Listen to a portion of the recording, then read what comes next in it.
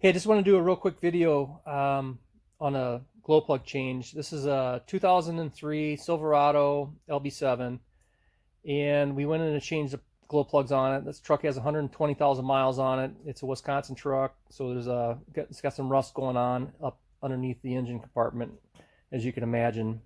So, prepping for it, we put our PB blaster on, easily every day. It got a couple of squirts 5 days ahead of time, just in preparation for this. And we actually went and sandblasted, took a little portable sandblaster and sandblasted around all the connections where they bolt in.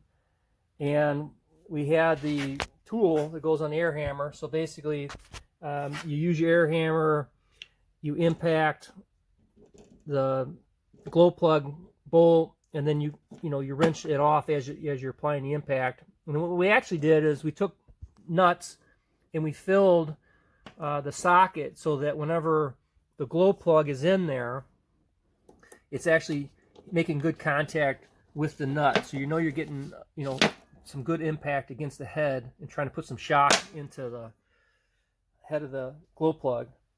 So we did that. We actually heated up the area around it a little bit. We didn't run the engine just because we really didn't have that as an option at the time where the state we were at and with the truck. So we tried to just put some heat in with some MAP gas. And then we just, went to it. We put some more PB blaster on it, did the impact. The first two came out. They were, a little dry, a little hard to get out. Got to the third one, and, of course, what does it do? It snaps off. So if any of you experienced that, this is really what the glow plug should look like. And when you twist this head of this to get it out, they snap off right here at the shoulder, leaving you with this stuck in your head. And usually the mount that is exposed is about, that much. So you're pretty limited on what your options are. Now, once we were at this state, we tried the easy out. So we heated it up. We tried more PB. Easy out didn't work for us. And then we went to the, weld the nut on. And that in itself becomes challenging.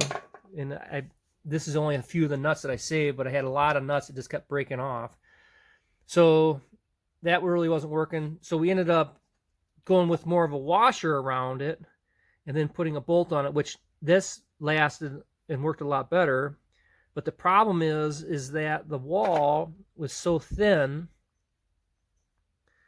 The wall is so thin around the glow plug that if you can get a good weld on it with your washer or a nut, it ends up just fracturing or breaking off, just another section of the glow plug. And we tried welding in deeper, and we were getting the same results where it was just snapping off. And an interesting thing we learned too is the one on the right, granted it still has part of the electrode in it because we just cut that in half, but the one on the right is from an LBZ. The one on the left is from an LB7. So the wall is a lot thicker on the LBZ on the right.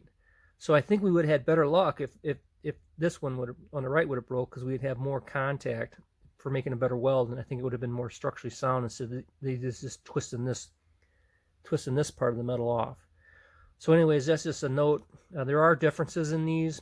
Basically, we had these LBZ ones, so we cut them apart just to try to understand, what kind of problem we had. We've never run into this before, where we've broken, these off in the head. So the next question is, okay, because obviously, we snapped off the electrode, so that is broke. So there's part of that, the rest of that is still in here. So the concern is this tip going to fall out in the block? What really is going to go on there? So we wanted to dissect the LBZ ones just to see. So we just did a cross section, or cut one of them off, did a kind of a cross section just to see what was happening with the tip itself. And we noticed that they're kind of tapered, and this is a crimped on the end, which really keeps that tip from going into the cylinder, because the fear is that that's going to slide right down into the piston, and then you're going to start it and you're going to have a bunch of metal going everywhere. So anyways, we did the cross section on it. We figured out, you know what, that holds up pretty well. We did some research. It seemed like guys were running them, so they would be in this state where the tip is still on, broken electrode's still in there, this is into the head, and still just running these. Obviously they're not working, but you still got your compression, and there's no real fear of this tip coming out. The other thing we learned with these tips is midway up them, get this out of here, they actually got a shoulder on them as well. So if you can see right here, there's a little bit of a shoulder on that, which keeps that from falling down into the cylinder.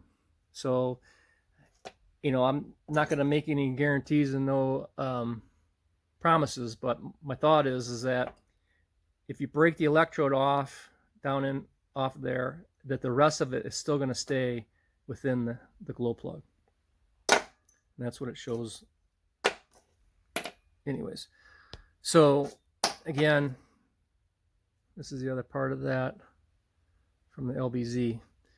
So long story short, I guess what we learned, it was kind of crazy, because we were constantly welding on and breaking off whatever material we had left, and we were just all we're doing is getting closer and closer and closer to the head, running out of room for this. And we were PB blasting it, we were heating it. We actually put it together, and I ran it for a while to get the cylinders up to temp. I noticed on the number 8, when I checked the temperature on it, it was at 185 degrees. That one came loose. The next one forward was 175 degrees. That one came loose.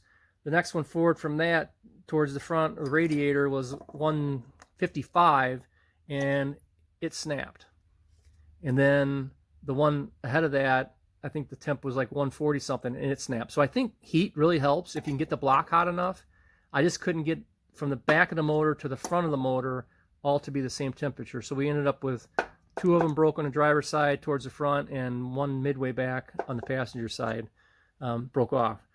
So we had a battle trying to get them out.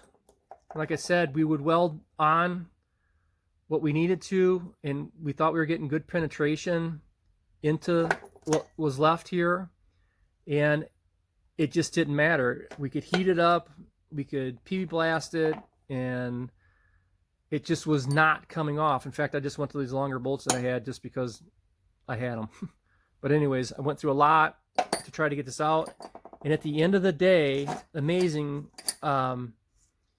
And I know you've read it too, and I read it too, didn't put much thought into it, but I actually put together a mix of 50% acetone and 50% ATF, and I sprayed this on and let it soak for 2 hours. I was going to come back the next day in the morning and hit it again, and I thought, you know what, the heck with it.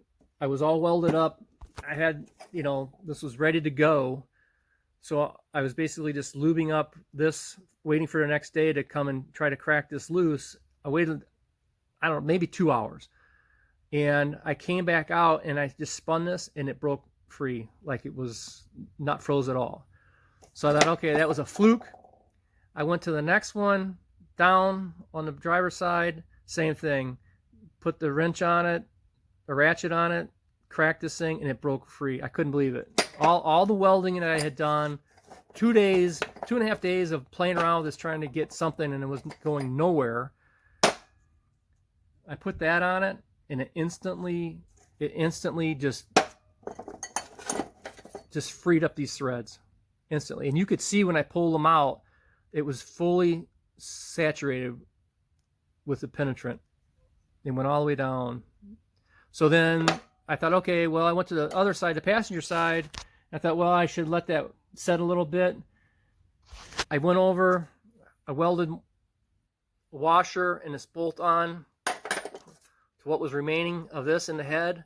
And while it was hot, I quenched it with the mix.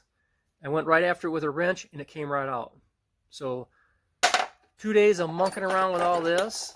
If I would have probably just sprayed this mixture on, the ATF and the acetone, I probably wouldn't be making this video right now, other than to say how well that worked. So my recommendation is, if you ever get in a bind with these things, I don't have anything bad to say about PB Blaster, but in this case, the acetone with the transmission fluid, it was awesome. It solved the whole. In 15 minutes, I was done with what took me 2.5 days to try to cobble to get through here. And of course, at the time, you're always risking, worrying about breaking things out. You don't have much room, and the more you weld on it, the more your material you lose, the further and further it goes down into the head. So this is what I end up with. So these are just plugged in so I don't get anything down the cylinder. But fortunately enough, number 8 came out, and so did the one in front of that. But these two were a bear, and the other side were a bear. So the bottom line in the story, there's a lot of things you can do. I was actually researching the drill them out and tap them and pull them. You can get those kits from Amazon for anywhere from $45 to $350. It's probably all the same stuff. A lot of guys use them. It seems like they break those bits off. But if you do it, or if I was to do it again, I'd be putting this in right away. And I think it has to do a lot with just the chemical makeup with what's going on there, where this formula works better. And I got a tail end video. I'll show you how it actually reacts when I spray it on here. You'll be able to see it almost boils the surface of the metal, and I think that's where it's the air actually escaping out of the threads as you spray it on. I think it's boiling, but I think it's actually air coming through the threads, and the penetrant's going in and air is coming out. But anyways, I'm not a scientist that way, but just real quick, Lo, that's what I did. 2.5 days of, beating your head against the wall. Put that on there, the ATF and acetone. In 15 minutes, I was out, done. And thanking the stars above that we got out of it. So, anyways, get in a jam. I recommend that.